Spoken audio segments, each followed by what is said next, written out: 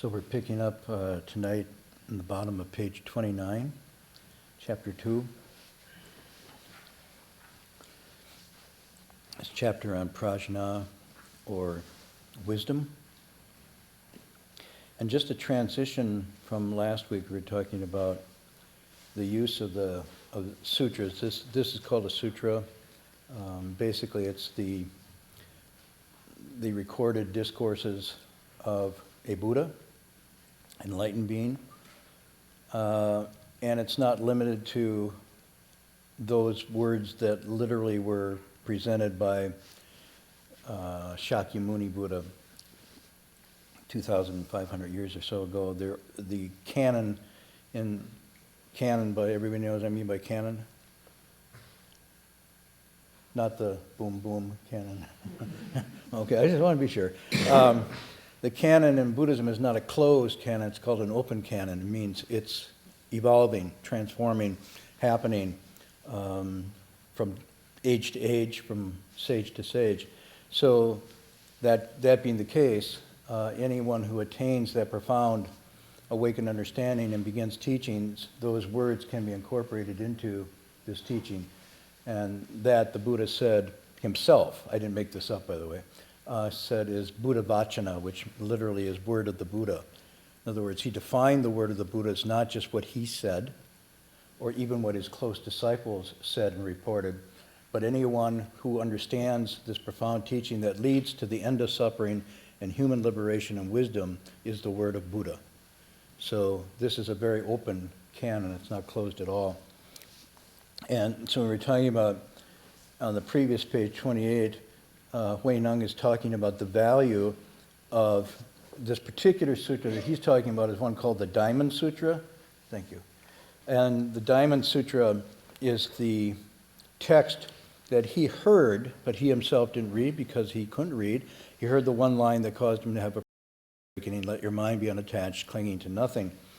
And then he went to study with a master who was lecturing this sutra. So again, even though it's well past the time of the Buddha, he's still picking up on the oral tradition. He's still learning in context of someone verbally teaching as opposed to the written word. And in some ways, the Buddha did this by design. In other words, did not write anything down, not because he was illiterate. The Buddha was actually quite literate, given where his caste background was in his training. But there's some thought, and I think it's valid, that the reason he didn't write it down is because the very nature of this teaching is that it has to be organic, cooked up on the spot, spontaneous, and relevant to the situation of the person at the time. And as soon as you fix it down into a word on a text, it becomes located in that time, in that context only, and it loses its flexibility, its vitality. So he kept it alive and dialogical. And if you look at the text, you'll see most of them are question and answers, or dialogues between students and teachers and so forth. And so when he says, if you uphold this, and then the word is is it Churtsung? That's the bottom. We translate memorize or get by heart. He says it's incalculable.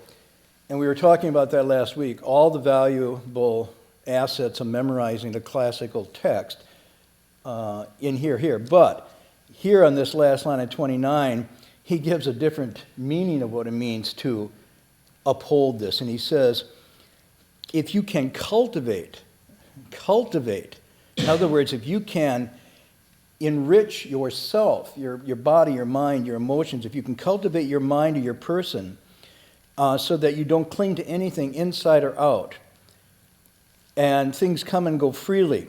Your mind is able to come and go freely. It's nimble, it's responsive, it's not setting up an identity or attaching to anything, and yet it's engaged. If he says, if you can be this way, such a mind then can get rid of all grasping.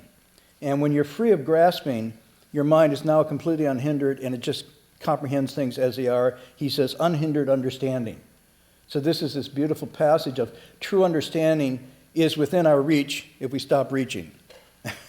It sounds paradoxical, but that's what he's saying. Stop reaching, and it all manifests. This is very much similar to the line, to a still mind, to a quiet mind, to a mind that's not clinging, the universe surrenders. It's the same meaning. Everything becomes then manifest and apparent because there's no longer this filtering, grasping, clinging, rejecting going on. And then, this is the line. He says, this is to be one and the same with the Diamond Sutra. Whoa. So he's not just talking about a memorization, because you could actually memorize it in Chinese. If someone wrote down the pinyin, you know what pinyin is? The romanization for the text. So when you see a Chinese character, if you don't know Chinese, you don't know if it's upside down or right side up. You have no idea. It's just scratches, chicken scratches on a paper. But if they put down the romanization, in other words, into the Roman script, then you can pronounce it like on the bottom of page 28, in your footnote, the bottom of page 29, there's two words like bottom 29, Dun Jiao. And I say, oh, your Chinese is very good. And you say, well, what did I just say? You said those two characters there. So the two Chinese characters next to them, rendered into romanization, come out as Dun Jiao. Now, you could memorize the Vajra Sutra in romanization, and it would be impressive, and you wouldn't understand a word of what you memorized. Okay? And he's saying that's not what he's talking about. He's talking about if you can internalize it, embody these teachings, and here he says, what's the heart of that sutra? It's a mind that does not cling to anything inside or out, a mind that comes and goes freely, a mind that's free of all grasping, and therefore unhindered and understood. That's the Vajra Sutra. So the Vajra Sutra is not really a text, but it's a pointer to one's intrinsic or inherent wisdom. When opened up, you've opened up the text. And if you open up the text without opening up your nature, you really haven't opened up the text. So this is where he's going. All of his teachings, and this is why his teachings are called Dunjiao, direct teaching, directly pointing to this nature. Memorizing the text is wonderful, but cultivating according to the text is even more wonderful, and manifesting, embodying the principles of the text in everything you do, that's inconceivable. And that's to keep the text and the sutras alive. So if you want to say, well, how can I support the triple jewel with the sutras and whatnot? Cultivate according to the teachings. It's good to publish them, it's good to put them out there, but it's even better to absorb them and embody them and become one with them. So that's where he's going on that. So even this exercise of memorizing sutras, he turns back to an essential nature teaching and saying, it really isn't yours until you've actually enlivened it with your own practice and your own understanding. Then if you can't recite a word of the sutra, you're still reciting the sutra. So let's go on. Then he's pushing this theme a little bit tonight. He says, good and wise, all the sutras and writings of the great and small vehicles and the 12 visions of the canon, all these were established because of people and could only have been set up because of their wisdom nature. If there were no people in the world, all the myriad Dharma teachings would not exist by themselves. Therefore, you should realize that the myriad Dharma teachings arise because of people, and all the sutras are taught and explained for people. Okay, so let's take this one apart. Sutras meaning these discourses, these recorded teachings, the written canon, of the great and small vehicles. This is his way of referring to. These are not cars, by the way. These are, that's why they're in capitals. It's not like a hybrid and a gas guzzler. This is great and small vehicle are what? Nobody? Huh? Well, yeah, sometimes a great vehicle is called Mahayana, which means great vehicle. Okay. And then small vehicle or lesser vehicle, pejoratively used to be called Hinayana. Nobody wants a small vehicle. So that was changed to, now the standard way of rendering it is Theravada, Mahayana, that's one way. Anybody else? Come on, I saw some of you wince. Speak up. Okay, and then sometimes they do it geographically, northern and southern. Okay, that's not Boston and Alabama, that's something else. That's the larger subcontinent of Asia. Anybody else? Renderings? No? Did I see you wince, Feta? Were you wincing? No. Okay.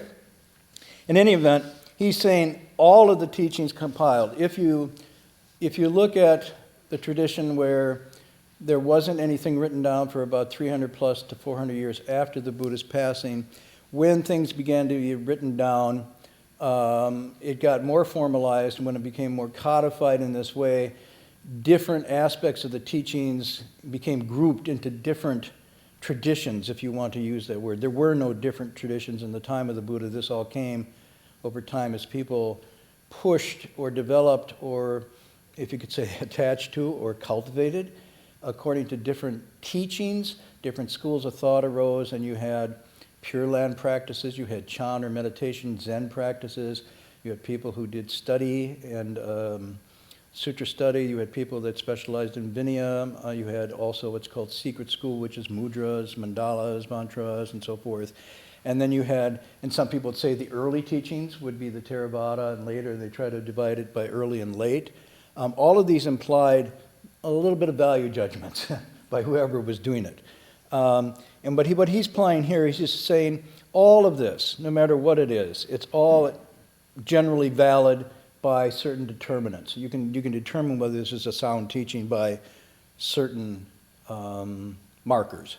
Okay, and I'm not going to go into that tonight. That's a whole sub-study. But I just gave you one clue. Since the Buddha didn't write anything down, and since nothing was written down about what he taught for about 300 to 400 years later, then what did the Buddha say? And excluding there's no digital recording devices, so you understand right away, well, it's whatever someone heard. And that person heard, said it to someone else who heard it from that person, heard it from that person. I don't know how long, 300 to 400 years, that's a lot of transfer going on there. And so right away you're saying, wow, so the authenticity of the teachings would be determined by not what the Buddha literally said, because who could actually even get at that anymore? It would have to be based on other markers, and there's a whole thing we can go into sometime of how you can tell a teaching is authentic and not. Okay? But we're not doing that tonight. He's just saying these writings and the 12 divisions of the canon. What are the 12 divisions? Anybody? This is a formal way it's divided up. So there's sutras, there's verses, there's prose. There's one division called former or previous life, sometimes called the Jataka. That's one of the divisions of the canon. There's an interesting division of the canon called Never Spoken Before, which people say, what? No. Right. It's an open canon division that says not yet spoken, evolving, still coming. Tune in next week. You know, when a Buddha gets enlightened in America, he or she will speak a sutra text, and that will be never spoken before, never heard before. This one is considered to be a sutra, but clearly it was delivered in a series of lectures by Hui Neng, a patriarch out of China. He wasn't in India. But because of the content of this, that carries the authenticity, it allows it to be considered a sutra. So this is very interesting. In any event, he says all of these things, regardless, were established only because of one thing, people. So now you're getting the deep humanistic thrust of this message.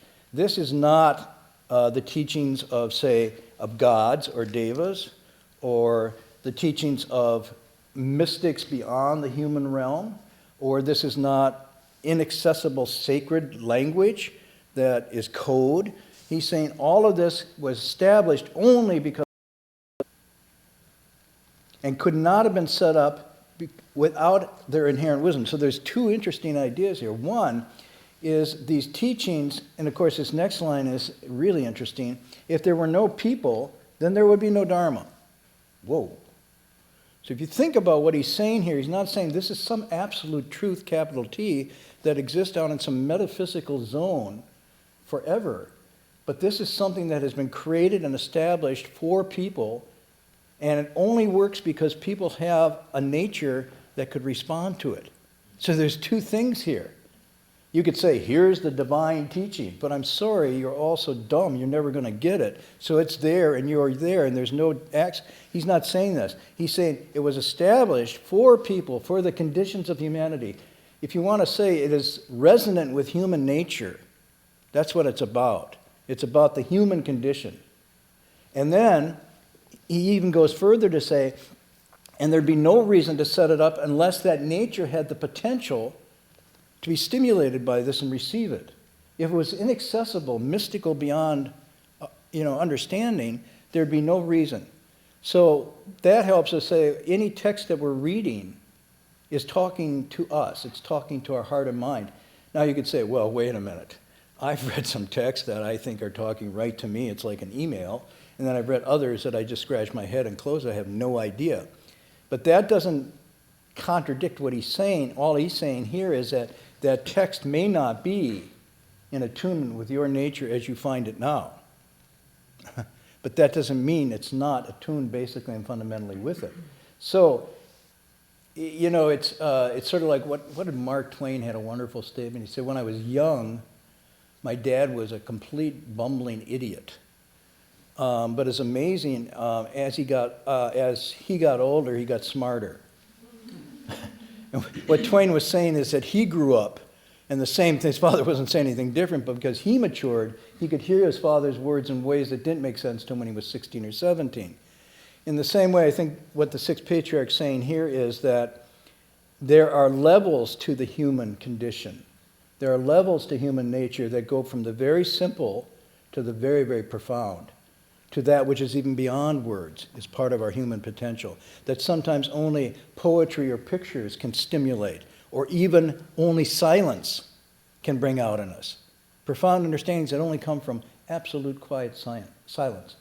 And so those are also within these texts, but until we're ready for that, it's like water off a duck's back. Okay, that's a Midwestern expression, and I'm saying, like, everybody know ducks and water and all that? No? Yeah, okay, and they're shaking heads. A duck is a fowl, a bird, an animal that swims in the water with little ducky feet, and they have feathers. And actually, they have to groom their feathers twice a day, and it takes a couple hours to do that. So you think about, wow, the life of the easy duck, it's not. The ducks have a lot of work because those feathers have to have that oil distributed, and that oil comes from a gland in their back, and so all 2 hours a day, twice, they have to go back to get a little oil on their beak, do it on their feathers, smooth it out, and get it so it's nice and shiny, and the water doesn't go in. Within 4 or 5 hours, it's dirty again, and they're back doing the cosmetic trip twice a day. So the life of a duck is not as easy as you think. Moreover, most of the ducks lose their feathers at one time of the year, and they're completely featherless, at which point they can't fly. Now, at which point, knowing nature, blood, and tooth and claw, they're vulnerable. So they have to hide for like 3 or 4 weeks in these rushes where nobody can find them because they can't fly and they can't get away from predators. Anyhow, story of ducks. If you grew up where I did, you learn about ducks. So they put this oil on, and then when water gets on that, it just beads and runs right off. And that's what it means, water off a duck's back. Which my nun, who taught me in 3rd grade, said my mind was like when I received teachings from her. And I kept sheening that oil on. So this expression he's saying is if it's water off your back, it's not that it's not water. It's just that your back is covered or coated and there's no way for this to be absorbed. Now later he gives a metaphor where he compares it to plants. And he says some of the biggest plants when the rain falls can suck up a huge amount of that rain. And some of the little grasses can only take a couple drops and they're full. And he says the rain of Dharma is this way. Dharma is like this wonderful rain that just falls everywhere equally, but each absorbs it according to his or her capacity. So it doesn't mean that the water is not universal. It just means our ability to receive it. So if we come across a text that makes sense to us, we say, wow, that's a great text. And when we come across the one that doesn't, we wrongly say that one is not a good text. Instead of sort of looking at the mirror and saying, I am not at that point where this makes sense to me. So that's all he's saying here. He's saying that is because of that nature all the texts exist. Now, he said, even further, and this is, I think, somewhat radical, he is not saying that the Dharma is some pre-existing absolute religious truth that is out there in the universe at all times, regardless, but he's saying it only exists because of people. Now, this opens up a lot of possibilities here. For one, it opens up the possibility that the Dharma that we get through our collections is people Dharma. Okay? It's suitable for us. It's meant for us. You could equally imagine in other realms, in other states of being, there would also be Dharma appropriate to those beings that wouldn't be appropriate to us. All he's talking about here is the human available Dharma that comes through an embodied teacher in a tradition and so forth.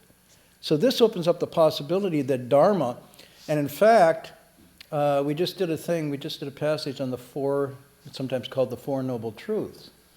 And the Four Noble Truths are described as, this is the first truth, the truth of dissatisfaction or dukkha. This is the second noble truth, the truth of its cause, which is avidya and trishna.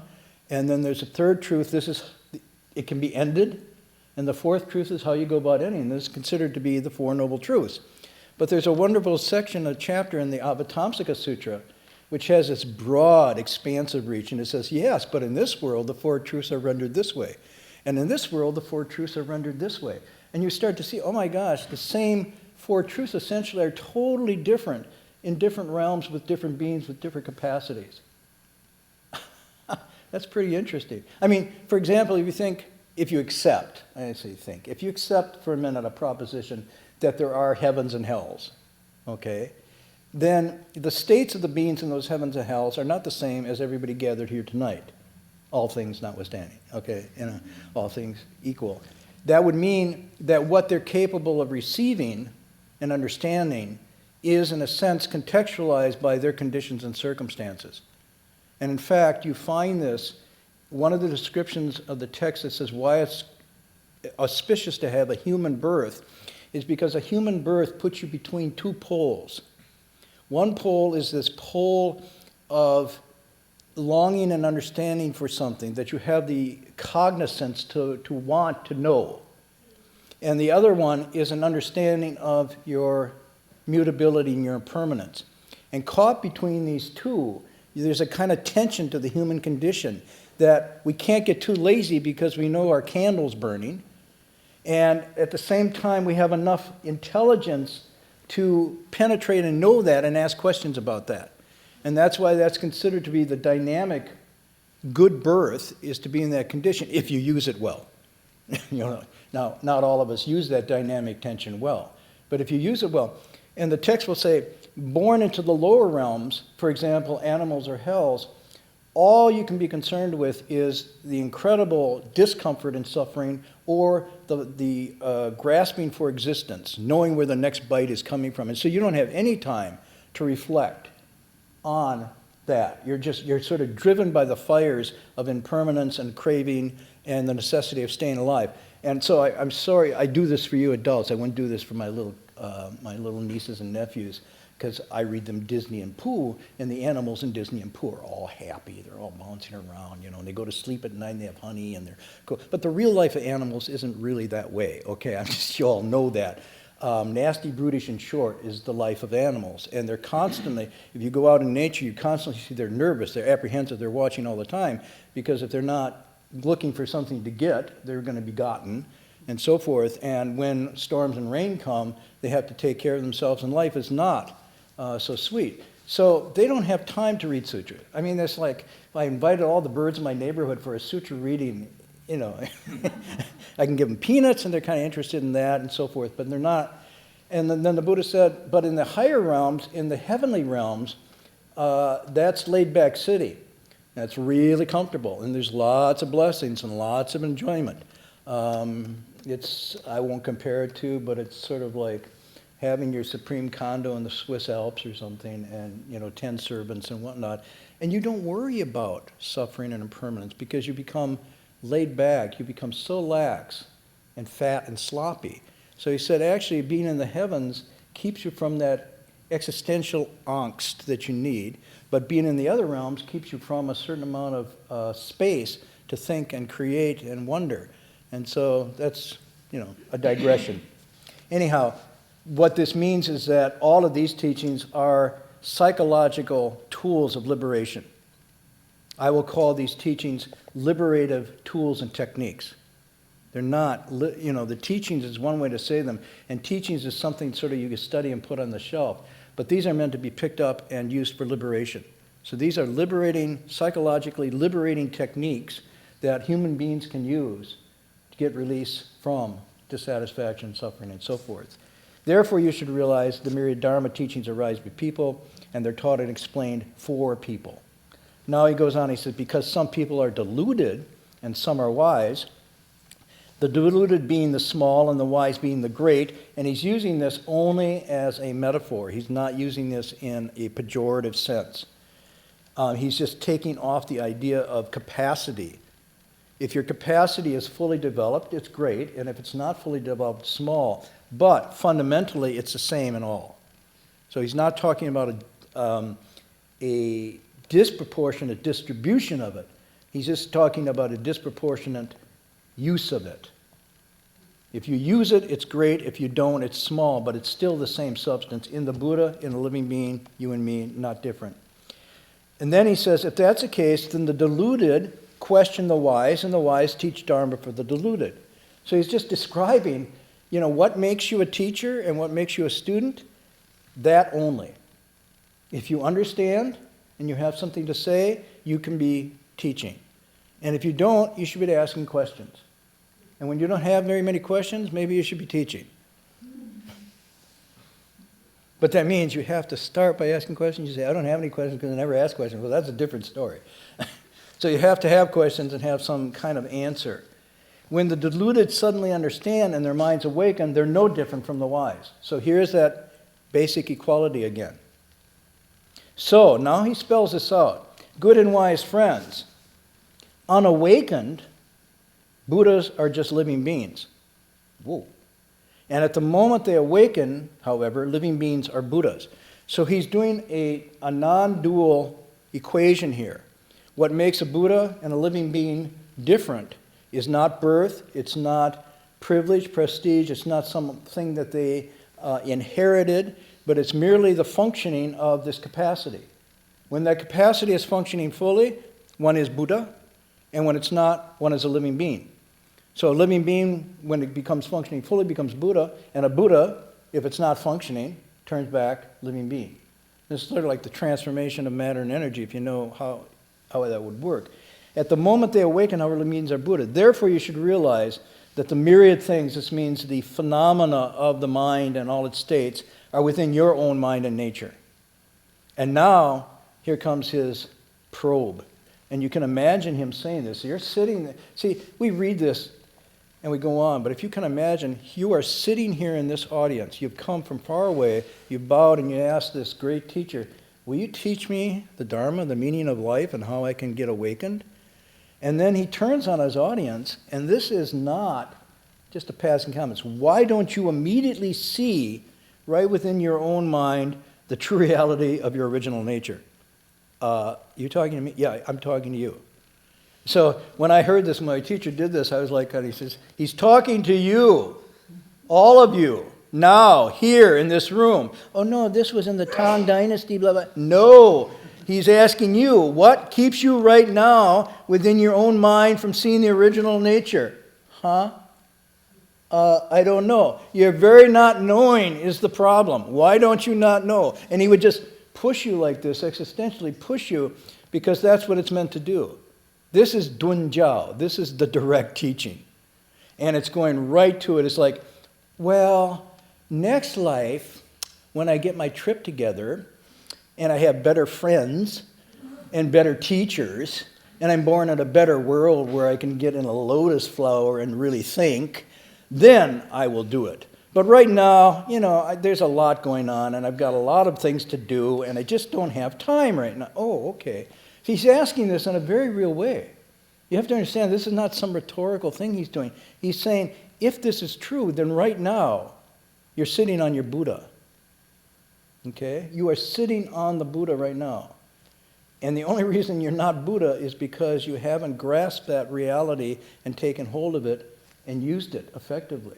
He's not saying, he doesn't do any kind of pitying trip. Oh, your karma's too heavy, or, you came from a bad family, or you don't have enough merit and virtue. He's saying, if you bring forth a mind, if you have a thought right now, I could become a Buddha, how come I'm not? There's enough merit and virtue there to dynamite you right into Buddhahood. That thought. That thought's enough. Okay? And if you have doubts and misgivings, then you'll paralyze yourself. But he's not putting it in some external trigger that leads you to Buddhahood. He's saying, right now, take your life for real and make something of it. Don't wonder at the time of dying, gee, what could I have done? He's saying, right now, carpe diem, seize the moment. Now, Chinese parents don't like to hear this. When I present this text, they say, no. You get married after you go to a nice school, and you set up a business and an IPO and da-da-da-da, and then you can cultivate. And he's saying, no, do it now. Huh? Do it now. Oh. Well, he must be talking to somebody else, not my kids, not me. Yeah. He's talking to all those potential Buddhas and Bodhisattvas out there. What do they look like? Well, they shave their head and they wear robes. And he's not. He's talking to everybody. He's talking to the human nature at this point. And he's saying, if you can do it now. Do not wait. Do not wait. It's almost with everything. You can say, I'm going to make plans. I have a project, and it's such and such. And plans are of such a nature that they just slip through the fingers like trying to hold water. You say, fill your hand with water and say, here's my plans for the rest of my life. 3 minutes later, your hands are going to be empty. That water is going to drain through. As with water, so are plans. And so is life. And so if it's important, why would you put it off, he's saying.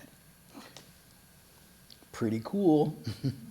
And then he says, the Bodhisattva Shila Sutra, this is a reference to the Brahmanet Sutra.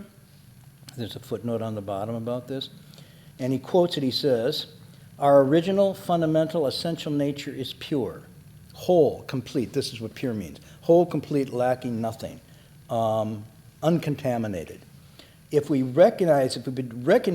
only recognize our own mind and see our own nature, we'll all certainly realize Buddhahood. So again, he's saying, where does the realization come from? From that awareness of one's own nature. This is a phrase, recognize your own mind. I have to look at the Chinese, but there's a similar phrase that's used to light up your mind and see your nature. And it's Guang Xin Jian Xing. So light up the mind, see the nature. This is an expression they use. This is almost identical of recognizing your mind. In other words, take stock of yourself, see yourself and appreciate yourself for what you really are. You are no different fundamentally than all the sages and Buddhas. Do not diminish yourself. Do not look down on yourself. And don't get complacent with what you've already achieved in life, because compared to this, it's nothing. So move on, but recognize the depth of your own being and what you have in you. Then he says, the Vimalakirti Sutra says, this is another famous text, and here it is, just here and now, regain your original mind. That text is just saying, wow, right here and now. When? Here and now. Not next Friday, not when you go home, right here and now. So you see, this direct teaching, what it's referring to is that Buddhahood is in a constant state of accessibility right here and now, in thought to thought, feeling to feeling, emotion to emotion, or the opposite. We're either letting it drift and spin out of control and not corralling it, or we're cultivating in the here and now. It's not some future state, nor is it some past state, a golden thing in the past that I want to go back to my original Buddhahood. Original here does not mean back in the Garden of Eden. Original means fundamental, now essentially always thus. So that bun lai, doesn't mean back, behind. It means always this way, ever so, never gone. That's what it means by fundamental. It's basic. It undergirds us at all times. Whether we tap into it or not is a different story. But that's why he can be sudden or direct. He's saying, do not think of this as something distant or far away or within somebody else's power to give to you or to take away from you. This is exactly what you have as your birthright. Now, what you do with it is really up to you, but you're responsible. So he's actually, this is a bit strong in terms of, it's a very strong exhortation that he's giving here. He's not just asking a rhetorical question, he says you should. And in fact, when you look at the Four Truths, there's three turnings to the first truth. The first one the Buddha just describes. It's to just say this is how it is. But the second turning is what they call exhorting, hortative. And it's to encourage his disciples to do this themselves. And then the third turning is to directly know it for themselves by replicating the Buddha's experience. So there's three turnings to those four truths. The first turning is, here's my description of things. Then the next turning is, I encourage you to experiment and do this. Take up this practice to figure this out. And the third one is, and then you know directly for yourself, this is such. You verify the hypothesis for yourself. Those are called the three turnings. He's doing the same thing here. He's saying, do this, recognize your own mind. Okay. So, a couple things come to mind when we're talking about this. One is this idea, if it's whole and complete, if it's pure and here and now, then the question is, where is it? Why is it I don't have access to it? And you might think, well, it's because I don't have enough knowledge or information to do this. I need to have more information, more knowledge to pull this off. And I was thinking about this. In a sense, we have more knowledge and information now than ever has been available to human beings throughout time, at our fingertips. And now if you want to buy a watch, I guess you can have it in your watch too if you want to go to that next level. We're living in a world we're constantly inundated with information on a daily basis, and we can't even consume all that's out there. There's no way that we can possibly take on all that information.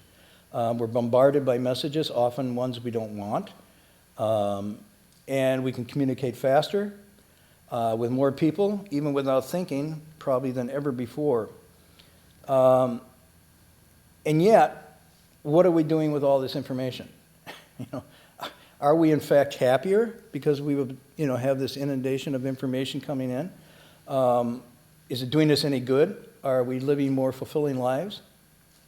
And I would venture to say most people, and I wouldn't say, I'd venture to say the actual research shows that we aren't. That actually the levels of stress and dissatisfaction are on the rise as we have more and more knowledge and information also on the rise. And so it's like, what's missing? What's missing? And I think what's missing is not the lack of knowledge or information, but better thinking, or to put it in a way that he put it, wisdom. Wisdom is missing. So we have all this stuff coming in, but we don't have devices, we don't have selective capacity, what they call selective dharma eye, which just means the ability to filter out that which is significant and to pull in what's significant and tie it together in meaningful ways that tells us something about who we are, where we're going, what this life is about, those kinds of questions. And so I wanted to share with you a passage tonight because there's a poet I mentioned before who's written a little bit about this, and when I thought of his thing, I thought of using it for this passage. So again, it's T.S. Eliot, and I'll tell you a story at the end why I like T.S. Eliot besides his poetry, because some of his poetry, really frankly, it's pompous and prissy, and I don't like it. But every once in a while he hits a nail on the head. And I think this one he does here, these are called more his mystical poems. And I wanted to read you this poem tonight because he's talking about this human condition. And here's the line I'm going to come to, but here he says, where is the life we have lost in living? Where is the life we have lost in living? Where is the wisdom we have lost in knowledge? And where is the knowledge we have lost in information? And I might add, and where's the information we've lost in data? We've been datamized. We are datamized. Atomized means our consciousness is split. Datamized means we're just split up. Our consciousness is split up. We're absorbing data. Not even tying it to information, which would be the next step. Not even tying it to knowledge. Far less doing it wisdom. Now, this is written some time ago. Let me read you the whole poem till we get to that point. He says, and this is all metaphor, the eagle soars in the summit of heaven. The hunter with his dogs pursues his circuit. O perpetual revolution of configured stars, O perpetual recurrence of determined season. So he's saying the great things move on. He's talking about the universe is moving. The stars and planets are moving. These are all references to constellations and so forth. And the seasons are coming and going. And then he says, and the world of spring and autumn and birth and dying are also turning. So he's going from a very large view. He says, tonight when you go out, I think you can do it here. Look up for 5 minutes and just fix your gaze on the heavens. And let your mind drift into that space and that scope and go, whoa. That's a pretty interesting Dharma talk. Just looking up and watching and thinking, where is, wow, ooh, wow. The one I just saw was a shot from one of the satellites. And you're looking at Saturn and the rings of Saturn and going, whoa. And they go, do you see anything else? And I go, no. And then there's this tiny little, not even a pimple of a pimple of a pimple down in the little corner. That's Earth. Huh? And so we're in this little room on this, on this little state, on this little pimple in this void. So he's doing this whole thing of getting the scale of things, and he says, in that scale, the seasons come and go, birth and die. And then he says, the endless cycle of idea and action, endless invention, endless experiment, describing the human activity, brings knowledge of motion. So our endless playing with science and technology, endless experimentation brings knowledge of motion, but not of stillness. It's very interesting. You see, we have knowledge of how things move, but do we have knowledge that comes from stillness? No. We have knowledge of speech, but not of silence. Knowledge of words, but ignorance of the word, capital W, and here he means profound truth. All of our knowledge brings us nearer to death, but nearness to death, no nearer to God, and here he's using God as meaning absolute. You could substitute Dharma or awakening here. And then he says, where is the life we've lost in living? Where is the wisdom we've lost in knowledge? And where is the knowledge we've lost in information? And then the poem goes on. The first one, where is the life we've lost in living, is definitely a reference. This is one of his concerns. I said last week, he said, of this older fellow who had sort of lost the vitality of life, measuring out his life in coffee spoons. This is the expression he used. So I've measured out my life in coffee spoons. Making a living is what he's talking about. Where's the life we've lost in making a living instead of living? So you can spend your time, your life, making a living, and life completely passes you by. And he says, we've given up wisdom to knowledge, and we've given knowledge to information, and further and further. So he's a poet that talks about this, and I wanted to quote you one last line of his that's really interesting. So he's describing this, and it's answering this question, I think, of the Sixth Patriarch. Where did it go? Why don't we right now? Where did it go? Where's the wisdom gone? He's describing it. We let it go out into a constant streams of data, of information, of knowledge, and da-da-da-da-da. And yet we never pull it together to have a unifying vision that's based on wisdom. And so we're just scattering. And this word in English, to lose your awareness, is actually the word distraction. So distraction means to have your awareness mind pulled away from you. Like tract means like tractor. So tractor, the tractor pulls you away from your own self-understanding.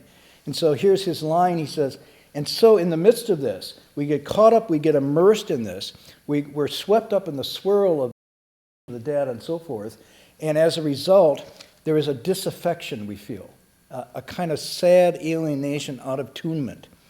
And he says, at times we reclaim it, we can get it, we almost have it. And this is very similar to what Mencha says. There's times, the early morning, perhaps late at night, where we get a vision of what we could be again, but quickly it gets gnawed away by all our fears and worries and and ambitions and so forth.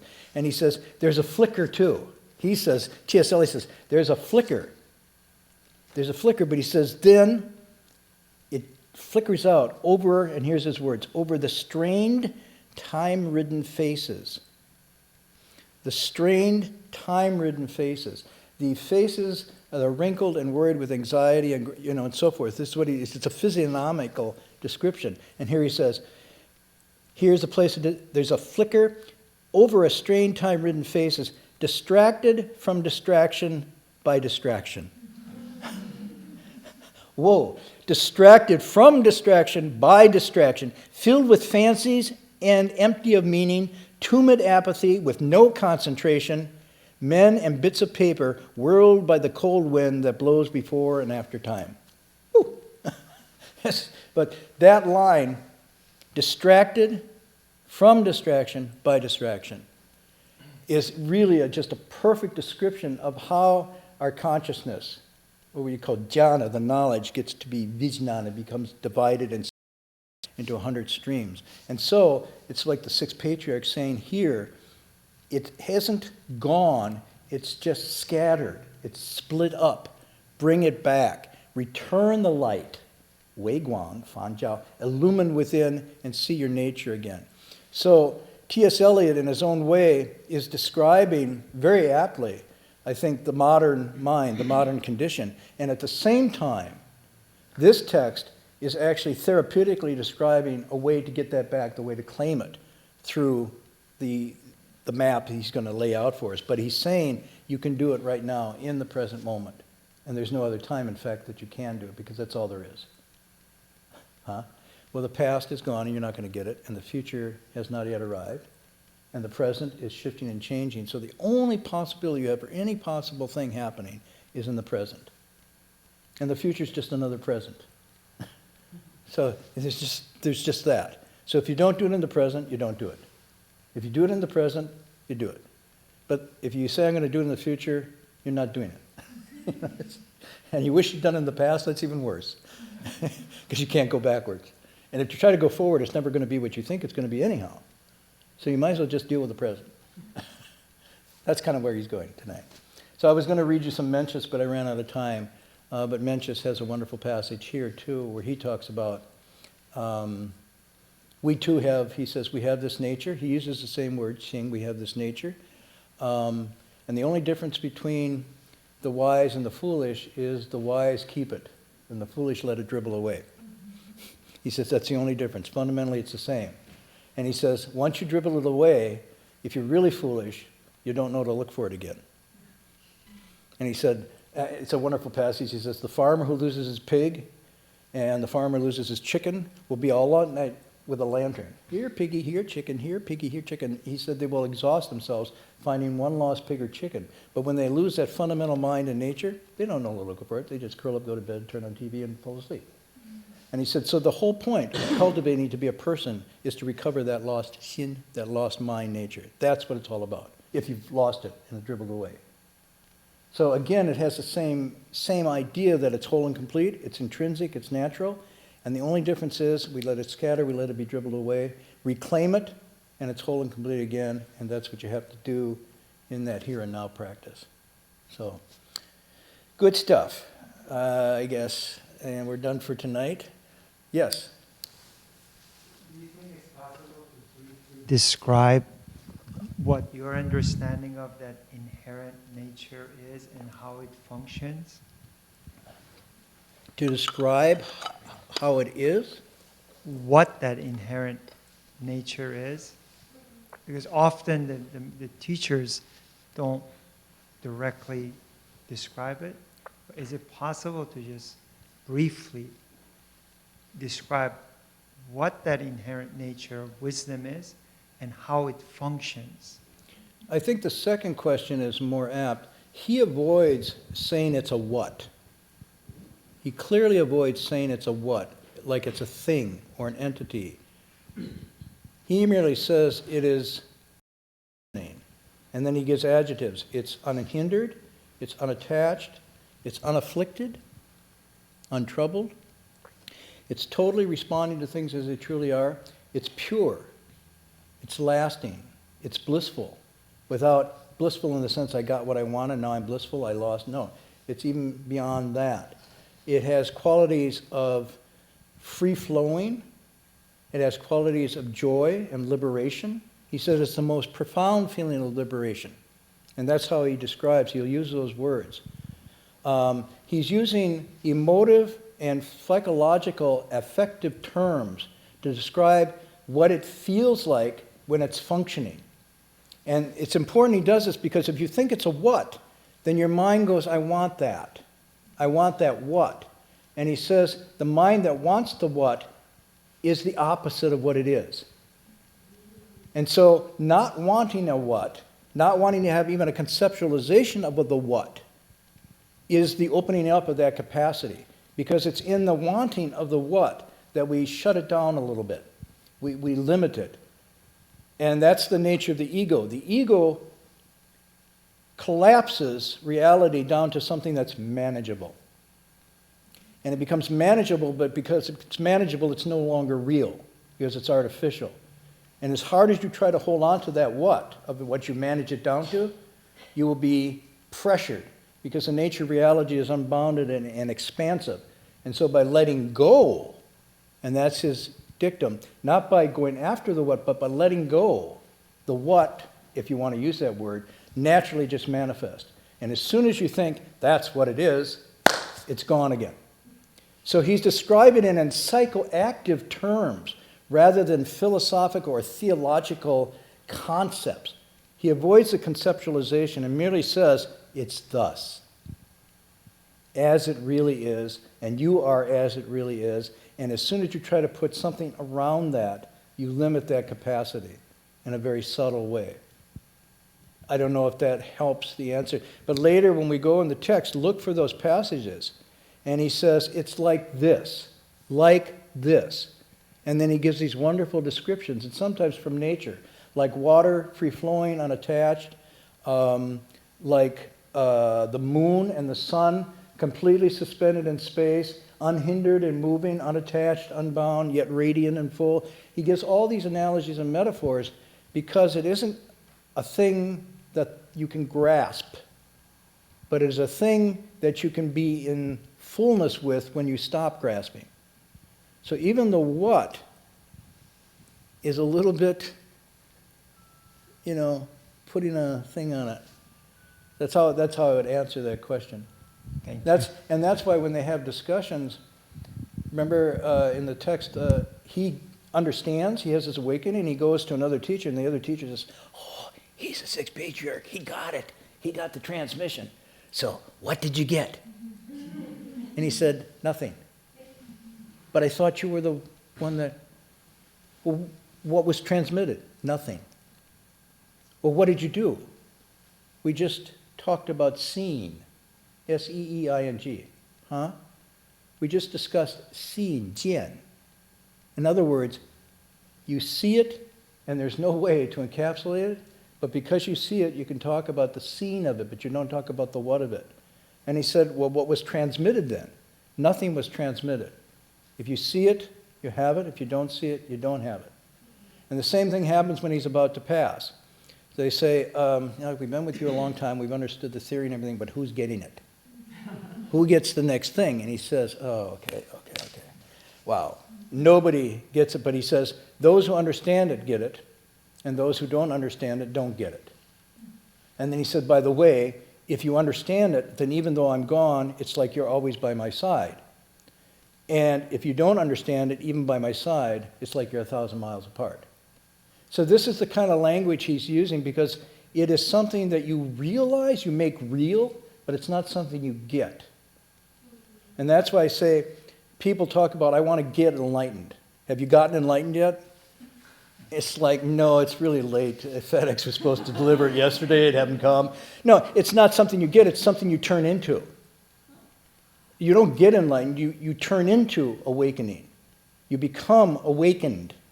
You become awakening, ing, moment to moment, thought to thought. It's not something you get. If you could get it, it wouldn't be awakening. So, yeah, but it's not, and it's real. He's not just playing with words here. He's talking about, that's the other expression is when you drink the water, you know the flavor. what does this taste like? Right? Well, I could try to describe what it tastes like, but until you drink it, you won't know what that flavor is. It's the same way with this. I'm going to assume that's tea. Well, assume it's tea. It's not, but it's not some other things you might assume it is in Berkeley either. So, because I could say to you, it's colorless, it's odorless, and it's tasteless, and that could still put me in trouble. Okay, good enough. Good questions. So we'll pick up again on this next Friday. Any announcements? There's nobody here to announce?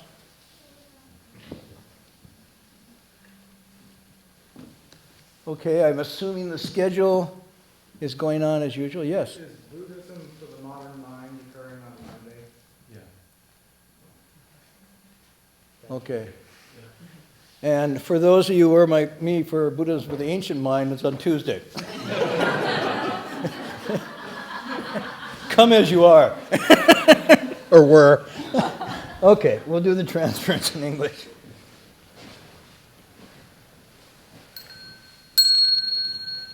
May every living being, our minds as one and radiant with light, share the fruits of peace, with hearts of goodness, luminous and bright.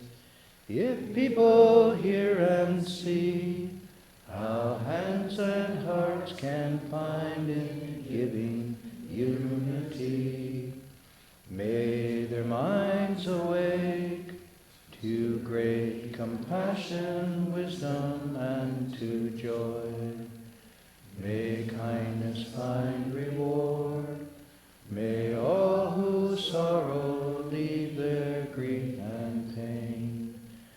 May this boundless light break the darkness of their endless night. Because our hearts are one, this world of pain turns into paradise. May all become compassionate and wise. May all become compassionate and wise.